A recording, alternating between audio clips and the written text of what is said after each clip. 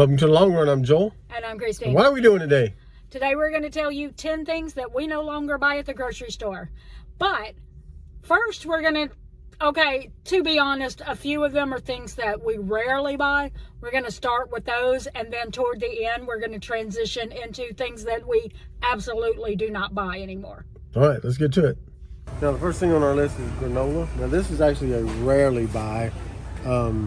Sometimes we make our own granola pretty much most of the time. So if I'm just feeling I need one that has some extra protein or something like that in it, or I just want some chocolate in my life, we might go for this. But we know how to make one that is a pretty good recipe, so we rarely buy this. All right, the second thing on our list that we rarely buy is cake mixes. We do make them from scratch. Like we have a recipe on our channel for yellow cake mix. So we rarely buy things like this. The only time that we really do is when we're making the 12 days of Christmas treats every year in December. We have to do so many recipes in such a short amount of time that we will take the shortcuts of already mixed cake mixes for us. But generally speaking, we rarely buy cake mixes. Another thing that we rarely buy is chicken broth. Some of you have seen that we save our chicken bones when we do a whole chicken, and Chrissy will make our own chicken broth in a crock pot over a couple of days. So, but we do keep one of these at least in the cabinet just for emergencies. If we don't have time to do chicken broth or we just run out, we keep one of these on hand just in case. All right, now we're going to move into the we never buy this territory. And we're going to go ahead and tell you, if you have watched our channel, you already know this one. We do not buy canned cream of chicken soup. We don't need to. It is a minimal ingredient recipe and it takes less than 10 minutes to make this. So we have not bought a can of this in a really, really long time. We don't need to. It's easy to make. Another one of the things that we never buy in the grocery store anymore is barbecue sauce. We've just found a good recipe to make it at home. If you think about it, kind of like cream of chicken soup, you probably already have the ingredients in your pantry already. And one of the reasons we do that is we can control the sugar and the salt content in the barbecue sauce, and it tastes just as good. Another one of the things that we never buy in the grocery store anymore is canned meals, ravioli, lasagna in a can, SpaghettiOs, things like that. Yep. The thing with that is that you can get your noodles and you can make get your pasta and you can make it yourself, and you could even freeze some extra and have it in the freezer in case you needed a meal, so that you don't have to choose a canned version that might have some questionable ingredients in it.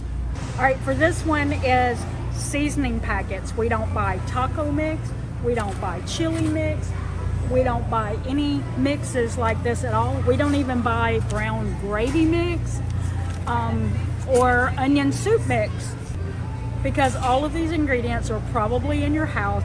They're going to be fresher and they're going to cost you less than buying these little packets that are already portioned for you. Another one of the things you never buy in the store anymore is seasoning blends, like this one's the Montreal steak seasoning. Most of these can be made from ingredients over here that you probably already have in your cabinet. You can get recipes on Pinterest and things like in places like that. Help you control the sodium content in your seasoning blends.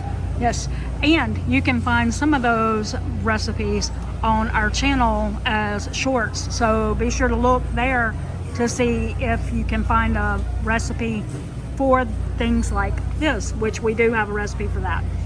Another thing that we don't buy in the store anymore is individual serving sizes of like grits. If I want to make cheddar cheese grits at home, I buy grits in the thing down here and add my own cheese to it, because I can control things like the naturally and artificially flavored items. Like you don't get artificially flavored cheese in here. I can put real cheese in there, and it's better for you. Yeah, and the price is not that great either. Yeah. That also would be true of oatmeal. Getting the individual packs of oatmeal or these cups of oatmeal, much more expensive than just buying a big canister of oatmeal like that. Another thing that we do not buy anymore is any kind of frozen meals.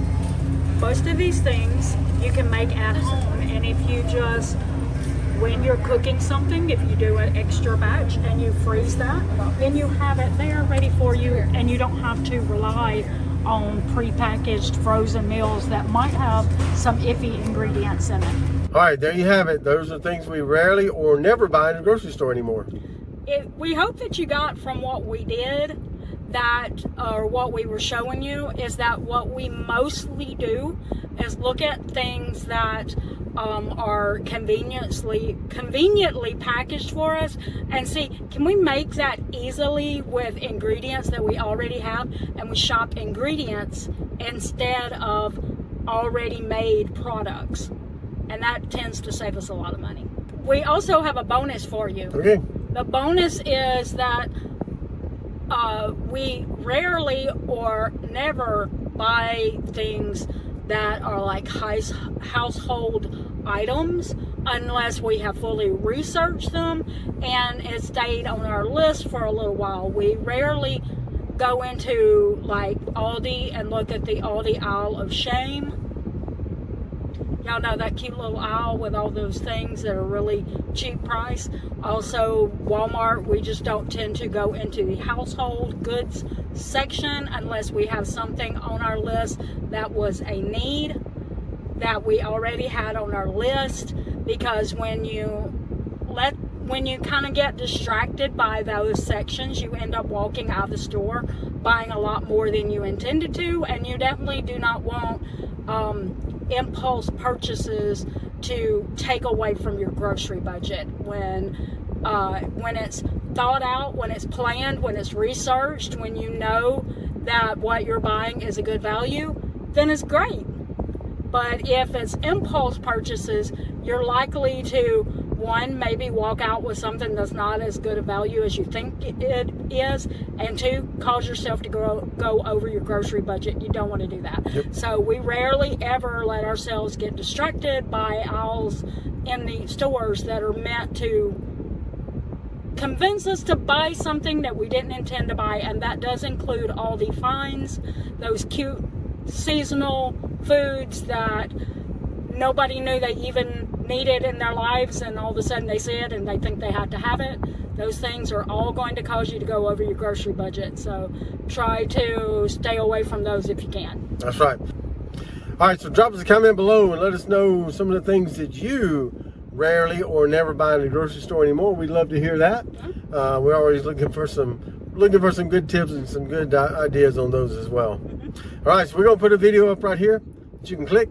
After we say anything we always say, that's gonna do it today for the long run. I'm Joel. And I'm Christy. Don't forget it's a long run. Give yourself a little grace. Bye. I don't know what number we're on. Doesn't matter.